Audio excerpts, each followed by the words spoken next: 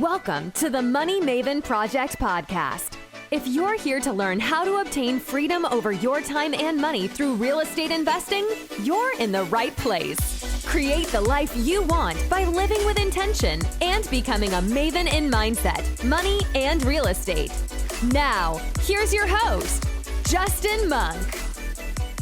Hey, this is Justin Monk with the Money Maven Project podcast. Super excited this afternoon. We've got Mike Glaspie on. Super excited to hear your experience about creative investing and kind of maybe some example deals of how being able to be creative has won you those deals. So I'll let you kind of introduce yourself and tell us a little bit more about your background, where you come from, and how you got to where you are today. Absolutely. Thanks for having me on, Justin. I really appreciate it. To give you the audience a little background about myself, my name is Mike Glaspie. I'm a commercial broker currently in Charlotte, North Carolina. But I was actually in the military. I spent 10 years in the military. Majority of it was in special operations as a Green Beret. I did a lot of deployments, a lot of overseas missions, assignments, so forth and so on. Well, I had a pretty rough deployment one of the years, and I decided that, I'm not going to be able to do 20 years. Kudos to those who do it. Just wasn't going to be for me. So I had to look for something else. And I always had that entrepreneurial bug. So I started digging around with everything. Obviously, the multi-level marketings, I dabbled in that a little bit. I dabbled in selling goods off of eBay, like Gary Vee has made very famous now. Mm-hmm. And then ultimately what I had realized is in about 2014, I actually purchased a home. By no means was it intended to be an investment, but I was renting out rooms to the other single soldiers in my unit. Well, as I started doing more research, I realized, hey, this is called house hacking. Well, let me dig a little bit more into this. Now, I was active duty. I had to find ways to kind of stretch, the dollars that I was given. We don't make that much. So I started looking at the traditional trajectory of a real estate investor, which would be wholesale, moved into fix and flips, moved into then, buy and hold, and then private money towards the end. So I dabbled with the wholesale. And it didn't really work out for me. I lost some money and then I made some money back. But I realized that, hey, I'm in this for passive income. So let me get creative. What else is there? And as I started doing more research, I found this thing called creative financing, very specifically referred to as, well, the method I'm referring to is Subject-Tos. Mm-hmm. Once I kind of unlocked that bad boy, I was able to get my first rental for only a couple $1,000s, turned around cash flow for about 2 years, and then sold it on the back end, made somewhere around $15,000 net. And everybody was happy in that process.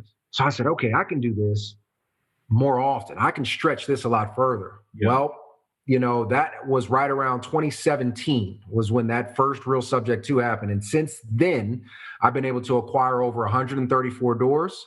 I have a hotel syndication company. And I've also started with one of my business partners, an investor-centric real estate brokerage or real estate team. Let me clear that up. Mm-hmm. But it's now expanded to both the Fayetteville and the Charlotte market. We have a little over 30 agents. Yeah. So it's been a hell of a journey, but it's been fun and been resourceful the entire time. So it's been good. That's incredible. That's a lot. You've accomplished a lot in basically 3 years, right? 2017 was that first kind of creative deal, Subject-To deal, mm-hmm. Which is just amazing. You mentioned something in that process so why did the light turn on that passive income was what you wanted versus getting a payout on a deal? Why was the passive income the thing that you wanted to go after? That's a great question. I try to always think with the end in mind. Like, what are we trying to get to? In the military, they kind of ingrain in us the concept of backwards planning, right? Hey, by this day, this mission must be complete. And it could be a mission, for this example, in Afghanistan, but we're still here in North Carolina. So we're now planning from that mission completion date to today. Mm-hmm. So we always start with the end in mind. My end in mind was financial freedom, right? So that I don't have to go to work. Specifically in the military, I don't need that safety blanket of that paycheck coming in. So if I knew that I wanted passive income, yeah, I could flip now, but flipping now or whatever, those large capital gains with wholesaling and flipping, it wouldn't get me to my end goal. It could help me, right? But it wouldn't get me there. So that's why I started to change my mindset to say, okay, how can I focus on acquisition of cash flow throughout this whole process. Yeah, I think that's important, especially for new investors, identifying what their end goal is, right? I mean, Yes. Depending on your end goal, it may determine or change where you focus initially, right? Whether you wholesale or house hack or do the BRRRR method, like that's going to be telling as far as where you want to start and where you want to focus your efforts initially. So that's super profound. So on a subject to your first project or first deal, besides the house hack, was a subject to. Tell our listeners what subject to means and how that deal kind of worked out for you. Absolutely. So subject to is also referred to as deed in lieu of, just depending on where you are across the nation. But all it is conceptually is that the original owner is going to transfer over the property to the buyer or to the investor, which was me, but the mortgage was going to stay in the original owner's name. Now, a lot of people may say, why would they give you the property but keep the mortgage in my name? That's the common objection every time. Mm-hmm. Well, in the military, we have this beautiful thing called a VA home loan, where you can go 0% down to acquire a property. And a lot of times, unfortunately, we're not educated enough in the armed services, where we'll go out and we'll get a beautiful home, top of the market, worth way more than we can afford technically, because we don't have to come out of pocket. And that's exactly what happened in this case. So they had zero equity, right? They bought it here. Essentially, it was only worth the same amount with zero down. So they had zero equity. And then another thing in the military is they kind of force you to move from place to place. We call it permanent change of station. They got forced to move literally 1 year after they bought it. So unfortunate. No equity, so they can't put it on the market and sell it because you still have realtor fees and things like that. And they had no desire to be a landlord. So I was able to find this opportunity, and I said, okay, well, honestly, to be quite honest, they told me their situation. Then I researched Subject-To. Yeah. Luckily, I fell on it, and I found an attorney who understood Subject-To, and it kind of walked me through the process. But I was able to go in, pay all of their closing costs, help them get situated and move out. And I said, hey, don't worry about this mortgage anymore. Don't worry about the house anymore. I got it from here. Mm-hmm. As soon as we did that handover and they moved out, I got a property manager to put a tenant in, and it was cash flowing a little over $200 a month right off the bat. So I put cost me maybe about $2,000, maybe $2,500 for all the closing costs and the transfer, $200 a month, right? And then 2 years later, I was able to sell it for the profit that I mentioned earlier. Wow. So, okay. So let me make sure I understand this right. So the title transfers to your name, but the mortgage stays in the seller's name. Correct. Until what? Until you decide to sell the property, or just perpetually forever till you guys come up with a different deal, right? And I think the key here is that this was still a distressed seller. Like, this is still a thing for distressed sellers. You're not even going to go offer this to just anybody, right? You're still looking for that distressed seller, distressed property, where they need an out, they need a way out. And this guy was probably going to lose money if he just straight up sold the house right after closing costs. So you actually did him a favor. You covered the closing costs. He lost no money. He's just like, well, I have this mortgage in my name, but I don't pay it, right? It's covered. Not a big deal for me. That's pretty cool. I have not done any Subject-To. I've known about it for a while, but this is a good refresher of that option, and to have that in your tool belt for those certain scenarios. And I love that you identified that there was an opportunity here. Like, there was, hey, this guy's distressed. He has this situation. You didn't know right off the bat, what the solution was, but you did some research, figured it out, and we're able to go help this guy out, which is super cool. And I love that you didn't have to put any money in the deal. I mean, you didn't have to rehab. I mean, maybe you did, maybe you cleaned it up or something, but no money in the deal, and you it's all profit at the end over your closing costs once you close the deal, sell the deal out. So that's pretty sweet, man. Yeah, and ultimately, like you said, it's a win-win for everybody. Yeah. And a lot of people are afraid of sales positions or getting into real estate because, hey, I don't want to do cold calls and all this other stuff, all these objections for beginner investors. But honestly, if you really look at the best salesmen or sales professionals, they are professional problem solvers. They hear exactly what your issue is and they find a solution. Mm-hmm. And I believe it's Jim Rohn. He says, you will be compensated in direct proportion to the size of the problem you solve. Mm-hmm. Damn. Let me go out there and solve some big problems. Let me get out there. Yeah. Yeah, no, I love that. So it's impressive. I mean, basically 2017 to 2020, 3 years, you're looking at 134 doors, I think you said. Man, dude, what's the secret to scaling that fast? That's pretty impressive. What has allowed you to scale so quickly? So bottom line up front, it's through partnership, right? It's through creative approaches and partnership. The way I looked at it was I looked at my picture holistically. I said, okay, where am I at? Where are my resources? And I looked at it in comparison to time, money, and then actual experience or exposure to the deal. Those are the three aspects I look at. And I said, okay, well, while I was in the military, the one thing I didn't have was time, right? I did not have time. I had a little money, but not time. So I started finding people who could leverage, or I could leverage, to go out and source the deals, underwrite the deals, so forth and so on. And then once that became more abundant in my life, the time piece, I was like, okay, well, in order to stretch, I need money, right? Now I can either do it through private money, hard money, or I can get creative on the financing where I have to use very little of my money. And then with the experience of the exposure to the deal, that came through obviously networking, but then with partnership. If somebody came to me and said, hey, I've got, 34 unit over here that I'd love to take down, but I kind of need you to come in. Absolutely. Let's look through it. Let's see if the team is in place and we can actually support it. So everything I've accomplished, by no means is it a feat all by myself. I will admit that 110% of the time, right? It's always because of the people I surrounded myself with. And I had absolute focus and clarity of where I wanted to go. So if I said, hey, I want to make $5,000 a month in passive income as an example by December 31st, whatever, 2020. Well, then I knew exactly how many doors I needed to acquire or how many, whatever different business ventures I was facing, right? I understood, okay, well, if that's what I need to do, then I know how many deals I need to analyze every week. And if that's the case, then I know how many hours a day I need to commit to this journey. With that clarity, everybody says we overestimate what we can do in 1 year, greatly underestimate what we can do in 5 years. And I will tell you, when I first started, I had a 10-year objective. I was able to knock out in 2 years. So it's just that clarity that it's insane.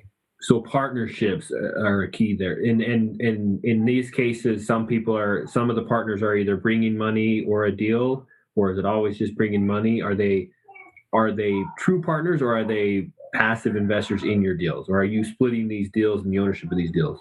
That's a really, really great question for clarity, because when I consider a partner as somebody who I trust, who's helped me in the business. So for example, my property manager is a partner, right? But to your point, I do have some equity partners. And if I do have an equity partner in a deal, it's typically a portfolio. So it's never going to be a single family for me personally. And it's either going to be, like, for example, for the companies that I have or the portfolios that I have a few by myself, but then in one, it's just me and one other person. And another, it's me and two other people. And then the third, it's me and three other people. At that point in time, if we have to bring in 5 or 6 or 7, it doesn't make sense to partner, right? At that point in time, I'd rather just find private money and figure it out myself.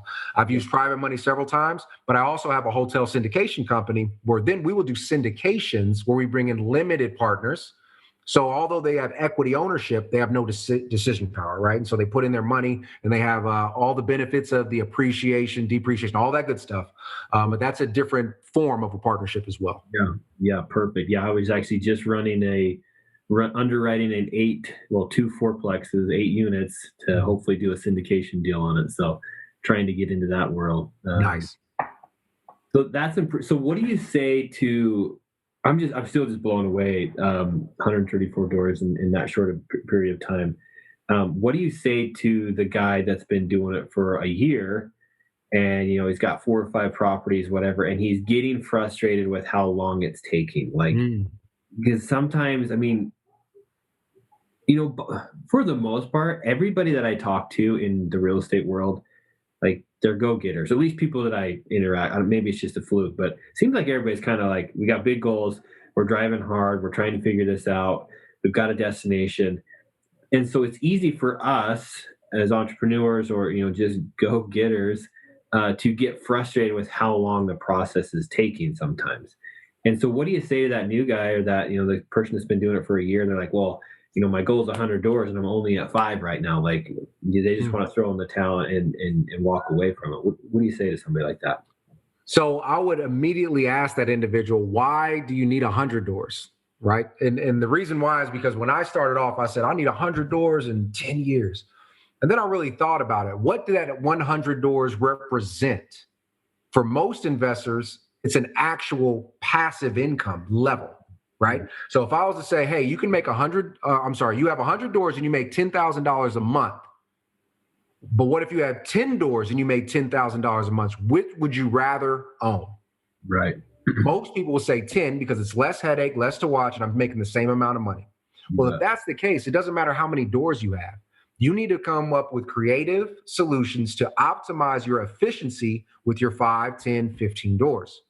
An example, just a quick little side note, would be instead of doing long-term rental, maybe do short-term. And now you just increased your revenue. There you go.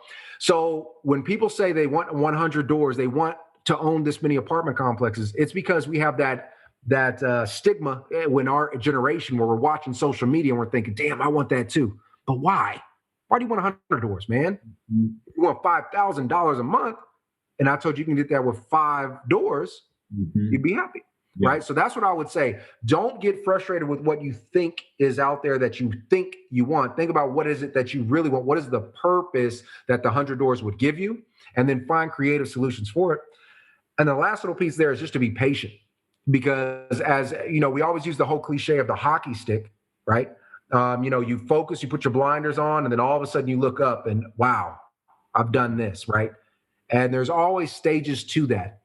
In the beginning, this is the way I mentally break it up. There's 3 stages to the whole real estate journey.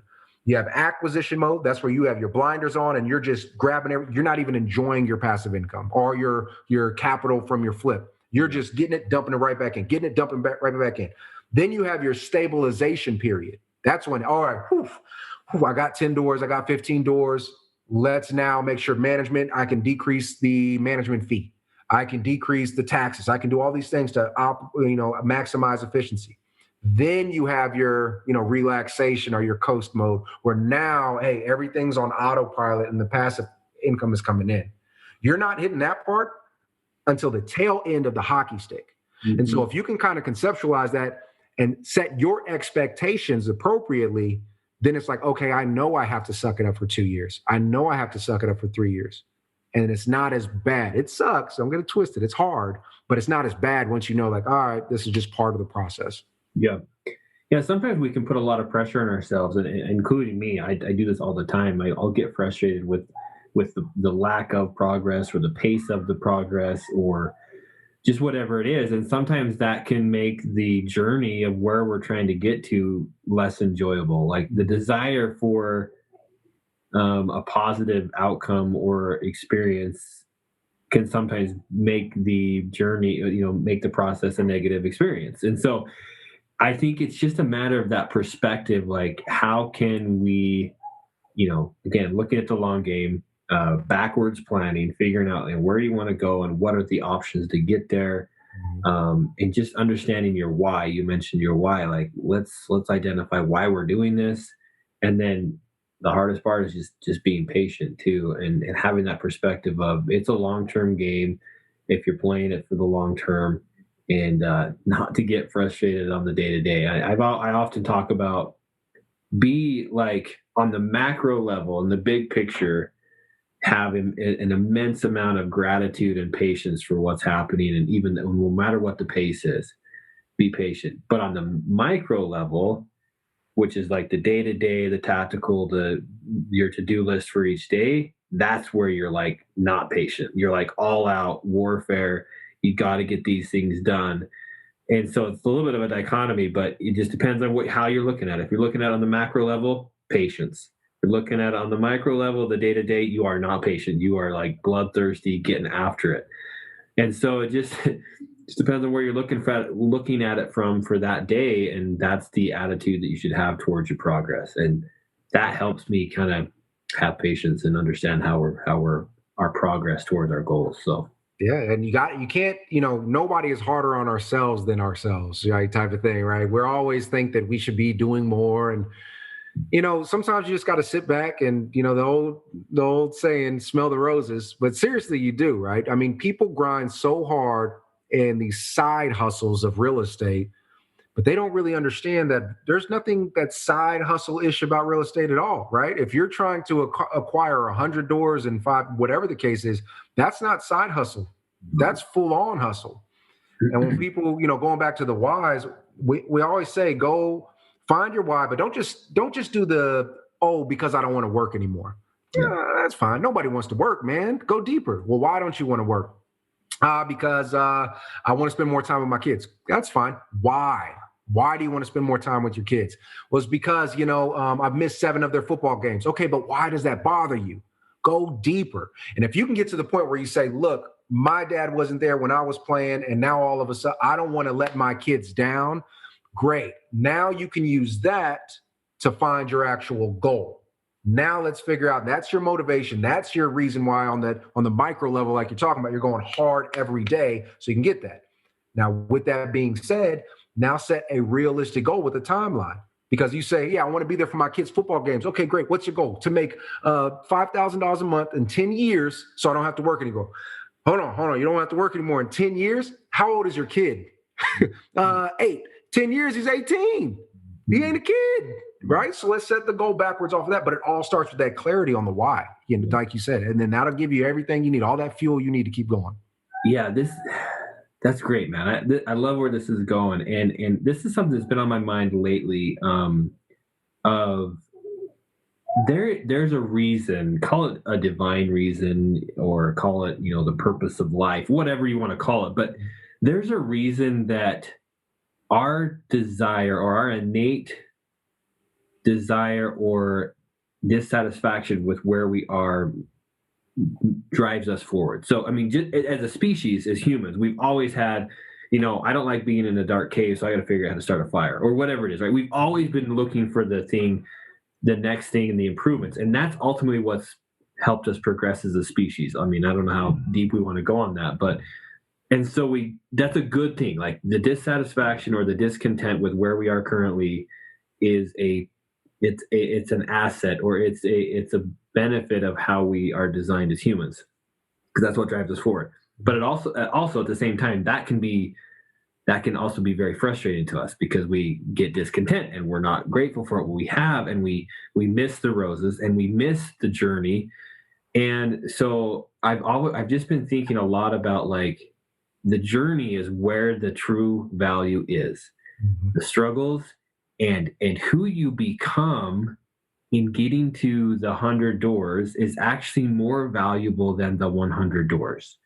And let me, for example, who you become. So let's just say right now, you have a desire to help world hunger or bring water to remote areas in Africa, like whatever your goal is, whatever desire you have to impact the world. Well, just imagine how much better of a person you will be at that effort, say managing a nonprofit in attacking that effort, if you knew how to grow a business and manage a business that got you to 100 doors. So you're going to be more capable of blessing the world and bringing value to others in the world if you can figure out how to, because of who you became and getting to the 100 doors.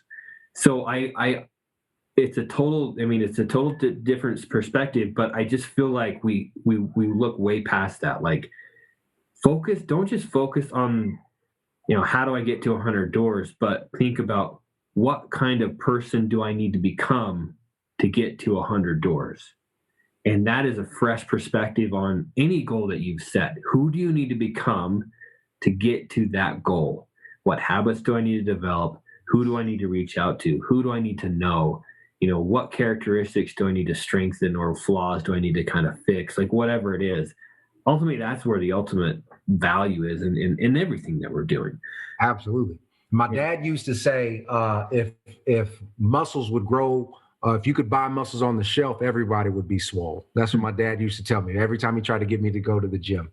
And, I think, like you said, just as a society in general, we tend to see something, admire something, and desire something, but never truly want to put the work in to accomplish it. We look at, sports. We watch sports and we make comments from the couch as we drink a beer. You should have caught it. Yeah. Get your, you know what I'm saying? Why don't you get out there? We don't really see that I don't care, highest level professionals in any realm, actors, athletes, politicians, whatever, they did stuff behind the scenes that we would never do, or society in general would never do, by waking up at 4 a.m., doing 2 or 3 jobs, going to interviews, sleeping in their car so they can get the opportunity to. That's what it takes. Yeah. That's what it takes to be successful. That's why they are where they are. Like you said, it's the process.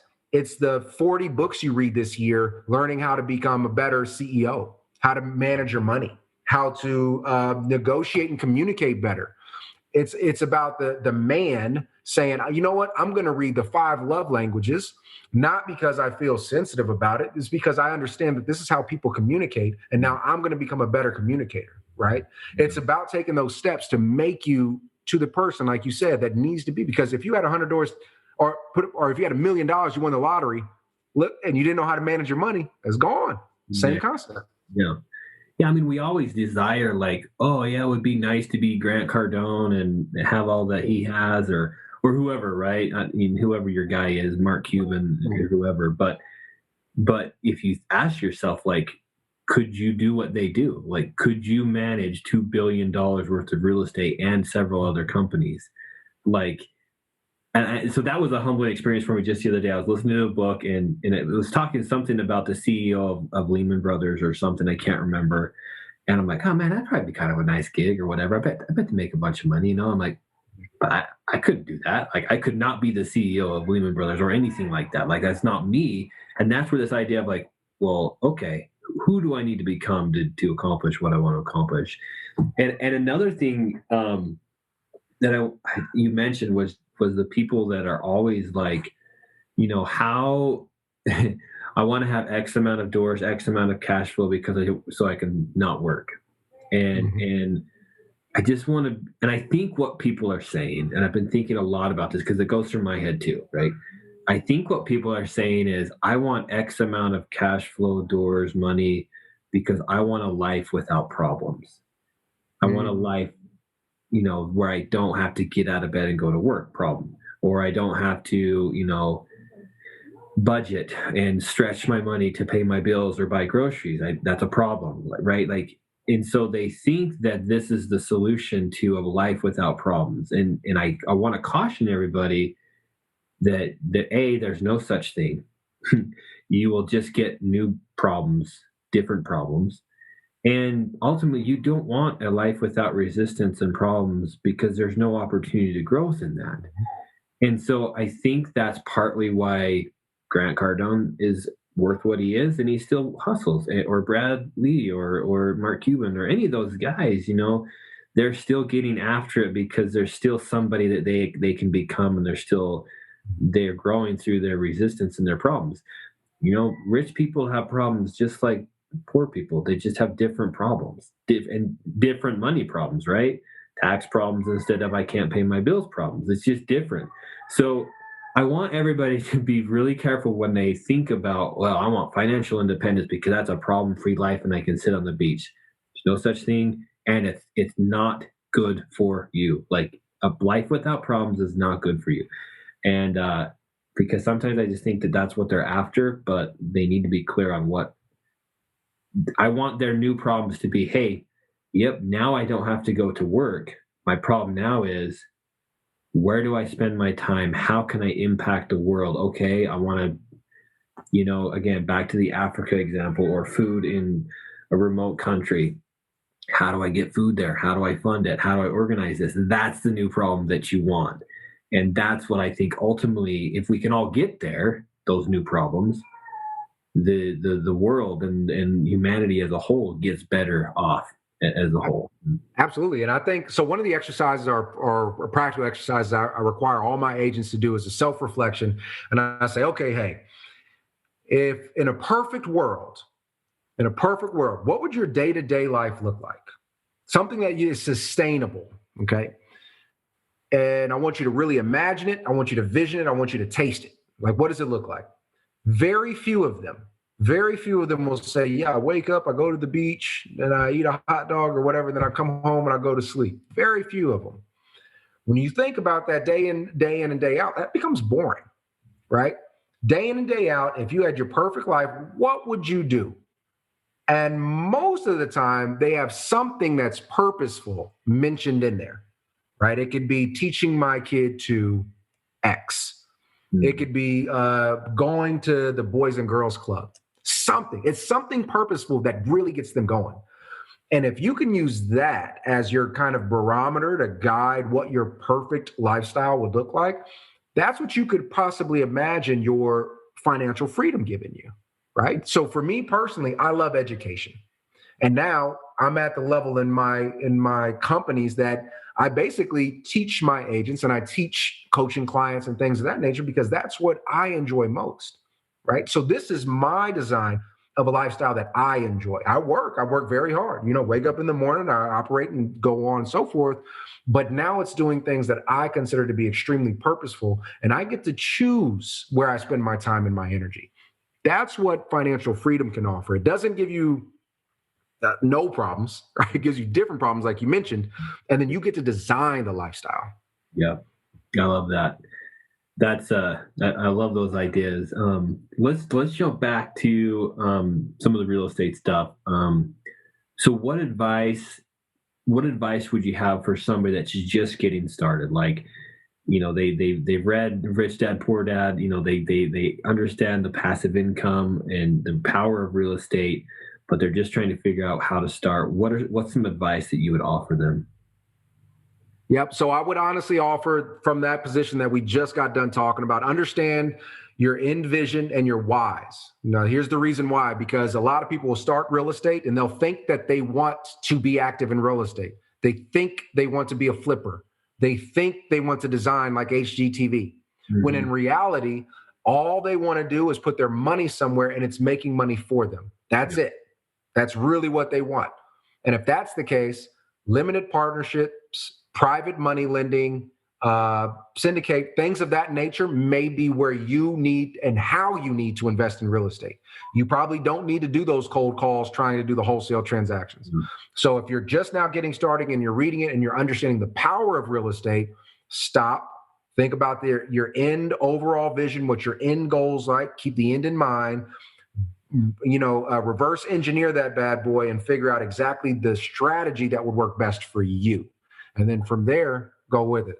Another example, I had a guy who loved to be hands-on. He thought he wanted to be a real estate agent, went through the course, even got licensed. Then he realized, he was like, I don't enjoy this. I love to swing a hammer. Well, great. Go do flips, right? Same thing. You got to figure out where you want to be in the end and then design from there. I love that. Perfect. What mindset what quality do you see in the people that succeed in accomplishing their goals versus those that give up or don't give up, quit, don't make it? I would say it's honestly the people who have that creative hat on at all times. There's so many people that get told no, and then they stop. They throw their hands up and they say, oh, I can't do it now. You told me no. If somebody tells me no, that's an indication that you're either incompetent in that scenario or you're just pure lazy. Like you won't even go out, because there's always a how. And now it may not be the most advantageous route to take, but there is always a how. It's the people who at least find the how before they decide if they're going to go forward or not, I think, that are ultimately successful. Yeah.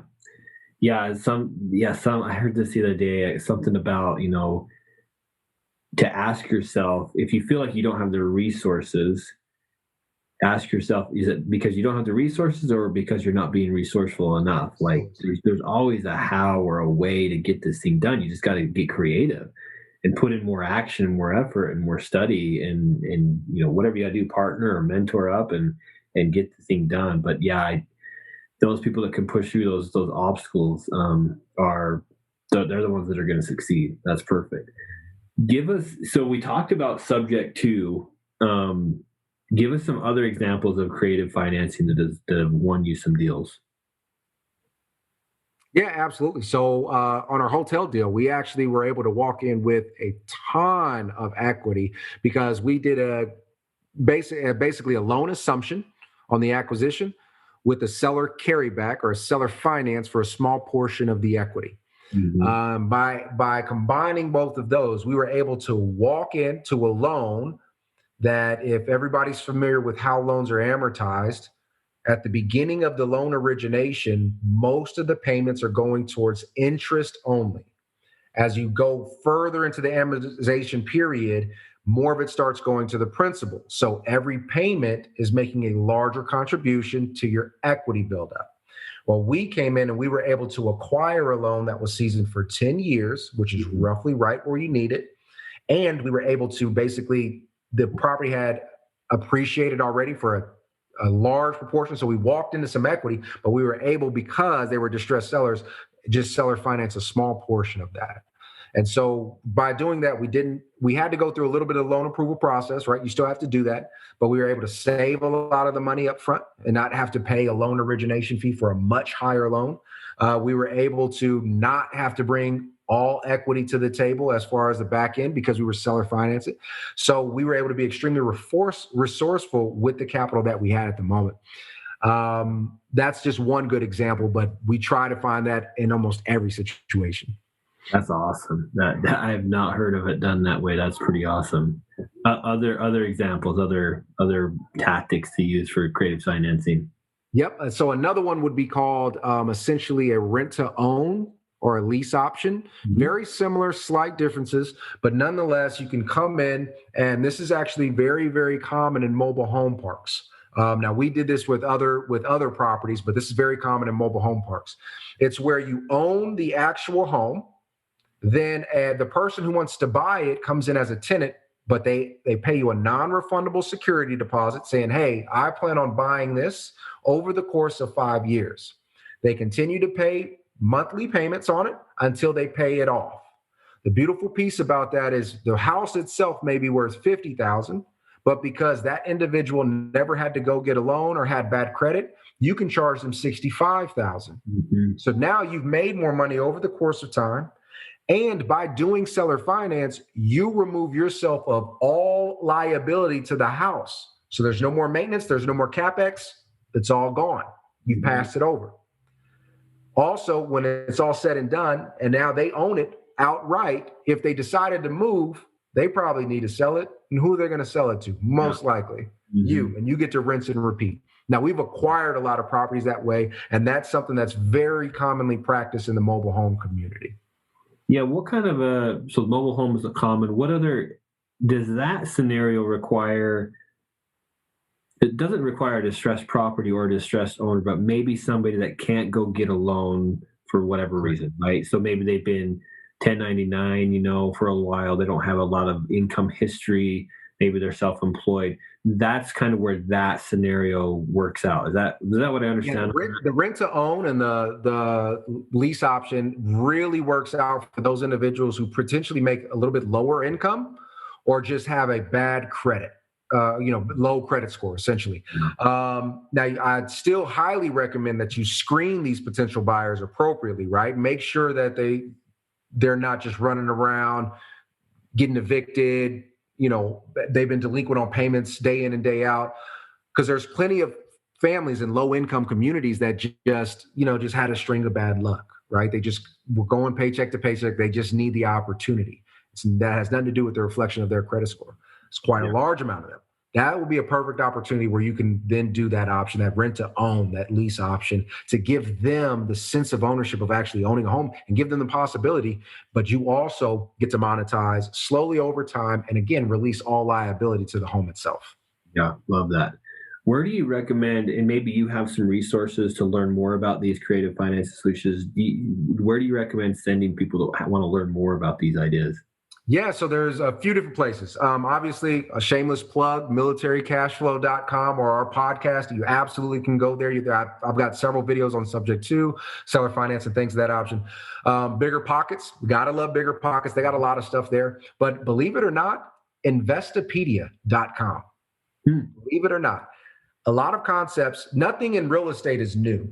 Nothing is new. This has been practiced since the dawn of time.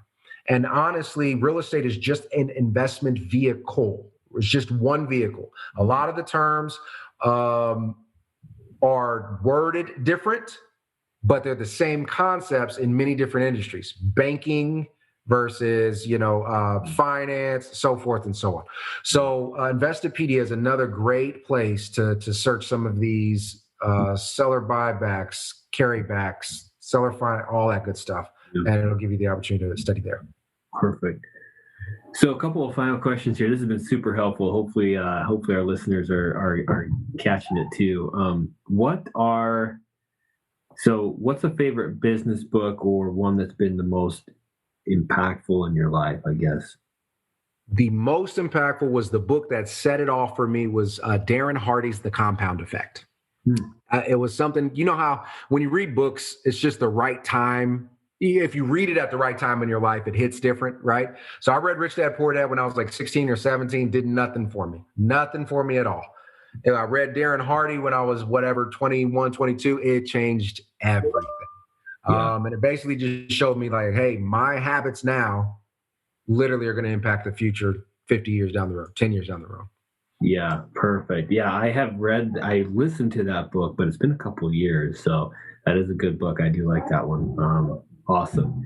And so if people another question, we've talked a lot about identifying your why and that's kind of a good starting point. What is your why? What is motivating you right now to keep pushing and keep hustling?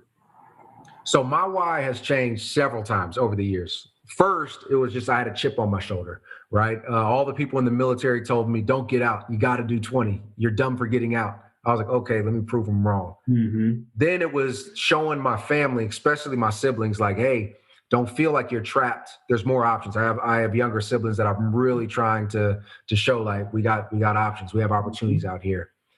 Then it transferred over to kind of where I'm at now. I understand the struggles that I faced in the military and that I still face, even though now I'm out. Mm-hmm. And I want veterans to know that there is another alternative than sacrificing your mental health and your physical health just to do a job that you feel you need for the security of the paycheck, right? Now, if you're doing it for the service of your country, by all means, God bless you, continue it. Yeah. But there's so many servicemen and women who feel like they are too afraid to walk away from that security blanket. And I want to show them that the military is the perfect training ground to create an entrepreneur and a business owner. Yeah. And so that's really kind of my why in the moment. I love that. Is that kind of the message and the idea behind the podcast that you have? Yeah, absolutely. So Military Cash Flow covers business tips, finance tips, real estate tips. It is targeted to the veteran community, but it's knowledge for everybody, right? Even the book I wrote there, The Elite Investor, was targeted towards entrepreneurs, people who felt essentially confined or restricted by their W-2, whatever the case may be, to show them that, hey, you have more skills than you think. You have more skills than you think. You just need to know how to apply them. Mm-hmm. I love that. Where else? So if they want to reach out to you, contact you, even look at the book or pick up the book, where do you want to send them? Yeah, so you guys can go straight to my website, michaelsglaspie.com. That's a very simple way. My Instagram, michael.s.glaspie, or my LinkedIn, Michael Glaspie. And then obviously, if you guys want to see some of if you go to the website, it'll guide you all to the companies that I have, but you can find me on fivepillarsrealty.com and archimedesinternational.com. Perfect. Okay, yeah, we'll make sure all that stuff's in the notes. And then last question, and you've kind of already answered this. What are some ways that you're giving back? I mean, you kind of mentioned that your current why is giving back and helping other veterans, other servicemen. So maybe that's the answer. But what are some other ways that you're giving back and focused on helping others? Absolutely. One of the charitable organizations that I'm very in tune with is the Green Beret Foundation. Mm-hmm. And I try as many times as I can to host fundraisers, promote their brand and their message, and attract more eyes to them as possible. that's a small way that I give back, but it's a very specific community that I'm targeting in that realm. So if anybody is interested in just seeing what they are, definitely check out greenberetfoundation.com and just see if you guys are inclined to donate. Definitely go for it. Love that. Well, Mike, this has been super helpful. This has reminded me of and taught me a few more creative options to have as far as winning deals, have some tools in my tool belt. And I've loved the conversation around, identifying your why, not getting too caught up in finding a life without problems and being careful what we're actually looking for and what our end destination is. And the planning backwards, I love. That needs to be a skill for everybody. So, man, I appreciate your time on here. We'll make sure that those shows, those notes are in there so people can find you. But, man, thanks for your time. Appreciate it. Absolutely. Thanks for having me, man. It was a blast. I really appreciate it. Thanks for listening to the Money Maven Project podcast. A true maven shares knowledge with others, so be sure to share this podcast and leave a review. Thanks so much, and until next time, live life with intention.